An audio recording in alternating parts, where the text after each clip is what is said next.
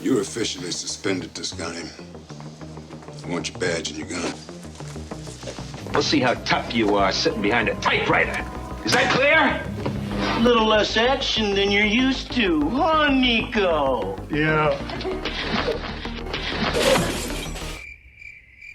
Previously, we broke down Above the Law and Bloodsport, comparing Van Damme and Steven Seagal in all major aspects, from their noble entrances to the movie biz to their epic villain fights. Today we will compare people surrounding our hand-to-hand combat legends. Are you ready? I'm ready! I'm ready, I'm ready, I'm ready, I'm ready. Best injured friend. What kind of hero doesn't seek revenge for an injured friend who fell at the hands of the main villain? Hey, why you fuck with my friend, man? Ray Jackson has exactly the level of intelligence he looks like he has. Not only does he seriously plan to win the championship title without any actual fighting skills. Jackson, you really going to Hong Kong? I love anything with full contact. Need a few more scars on my face. But during his fight with the champion, It's Chong Li, the current champ. He's never been defeated. instead of throwing punches, he is busy dancing on the tatami and having the time of his life. And naturally, this kind of behavior landed this cheerful idiot in the hospital. Ray, how are you feeling? All right, Frankie. Let's hope Chong Li knocked some sense into his head, and now he will stop acting like a brainless orangutan in and out of the ring. I'll drink to that.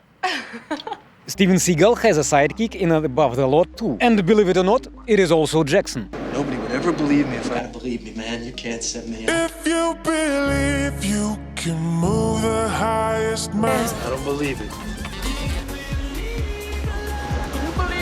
I don't believe this. I don't believe this. What's so hard to believe?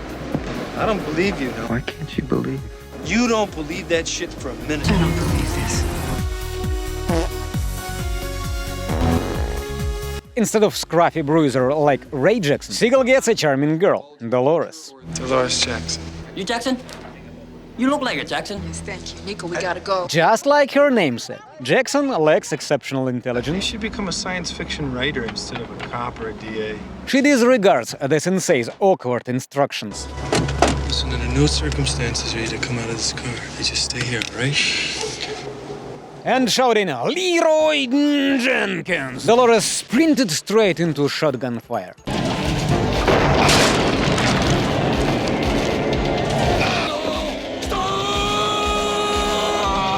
Hey, is she going to be okay? Yeah, she's gonna be all right.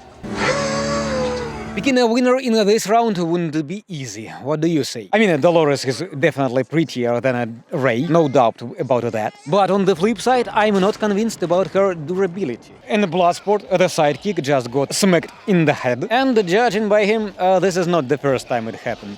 Can someone explain how Dolores walked away fine after a point-blank shotgun blast? She was wearing a vest. And where was this vest? Under this blues? No way. 10 points go straight to Ray Jackson. At least he knew what he was getting into. Frankie! Round 2. Best friend. Bloodsport puts Van Damme up against a whole lineup of enemies. Starting from the reporter, Janice, bold enough for a psycho attack on Frank right next to his injured body hospital bed.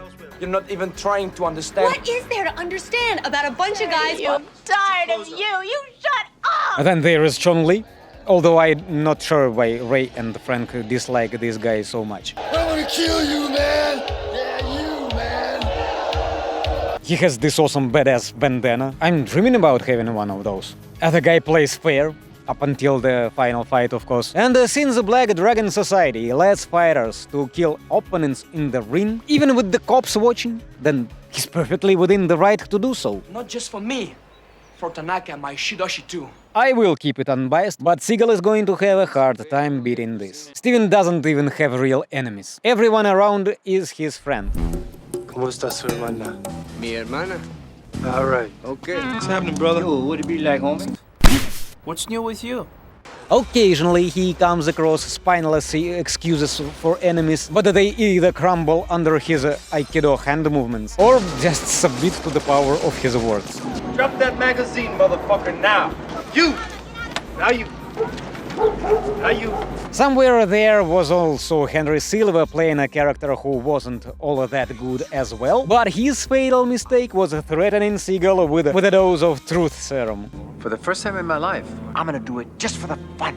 Just think about the fun we would have had if they would inject Steven Seagal with this truth serum. Fuck away from you, that you piece of shit!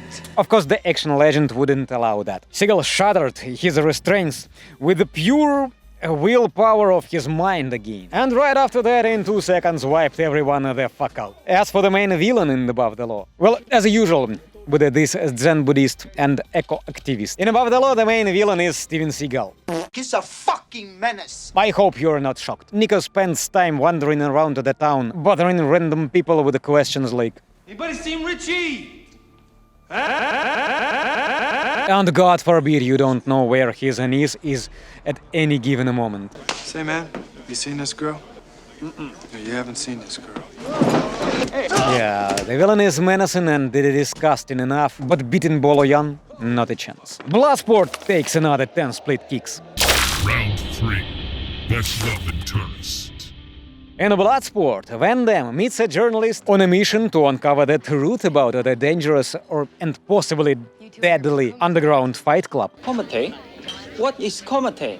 In Seagal's movie, he's got 2 love interests, one of them being Dolores Jackson, also known as his sidekick. I want to tell you what I turned down tonight. You could never come close to. Never. Well, things don't work out with her. The second one, Sharon Stone, is far more approachable. Yeah, now you owe me some good pussy.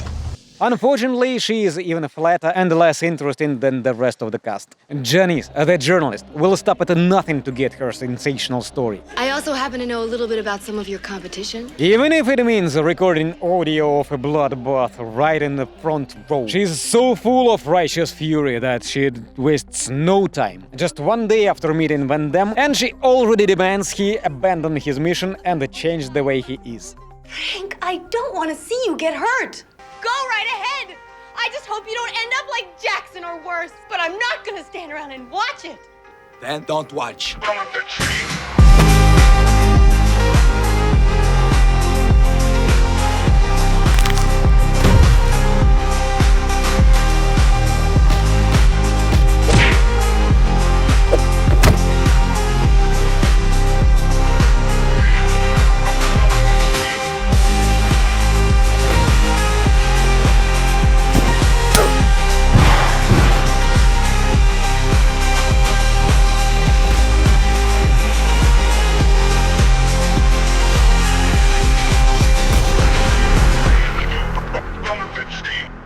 Sharon Stone's character is also a typical woman. Love the man, change the man, be disappointed with the man.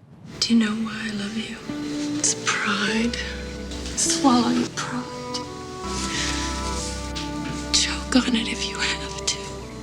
But she doesn't have righteous fury, all she can bring to the table is tears and snot. Rachel Zegler wouldn't approve a weak woman like that. There is no place for tears in those strong, independent eyes. But I saw the logo and I went, that's my name, Snow White's up there, and I cried my eyes out. Okay, there is no place for tears until it comes to movie logos with her name. Round 4. Best agents. Both Above the Law and Bloodsport feature special agents who are as pointless as they are ruthless. In both films, the roles are mostly decorative. Fucking pieces of shit. I'll take that, thank you. This agent in Above the Law is mostly there to sit through a tedious plot explanation. He was gonna expose your plans to invade Nicaragua with fucking coke money, so the agency clears Zagon to cap his ass. The agents in the Bloodsport spend all the movie chasing Frank Dukes throughout Hong Kong. Yet, even with the help of the police, they are unable to stop him from getting the sacred katana. I'll meet you at the airport. Nico Toscani somehow controls secret agents through his willpower. I don't know, this agent parades in front of Sensei Seagal inside a police station, chats with people, and then climbs into icy water just in his underwear. Steven, why does this guy put up with your nonsense and walking around with you spilling his criminal story.